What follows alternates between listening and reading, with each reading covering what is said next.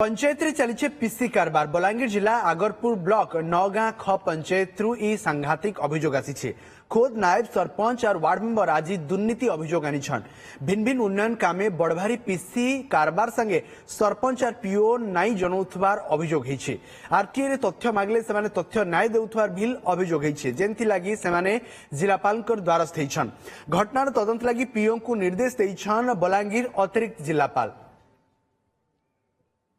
किसी भी हमको बुझवानी के किसी नहीं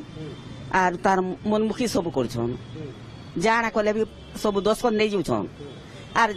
जाना कले भी किसी नहीं बुझबार हमको पैसा खाई दोछन सब पीसी खाउछन पैसा खाउछन सब हेंदा खाई दो आटे मागु छ वर्षे हला नहीं देबा आइ देमु काल के देमु बोले के हेंदा करी आटे मागले भी हेटा बने सब कोले हो सरपंच के भी कहले से यो के मागो बोलछे यो बोलछे सरपंच के मागो हेंदा बोली करी गुदले करी मोर से 4 मास और भी दरमा भी नहीं दबा ने सेटा एबे हमें येडा पाइछु ताकर जो ग्रीवांस देइछन सेटा हमें पाइछु आ सेटा ऑलरेडी मु डीपीओ संगे भी कथा हे गलेनी डीपीओ को सेटा हमें इनक्वायरी पे देबु कोन पे से पीओ ताको सहयोग करूनांती कि सरपंच सहयोग करूनांती बोली से जो लिखि देइछंती से तार डिटेल तदंत करिवे डीपीओ हमर।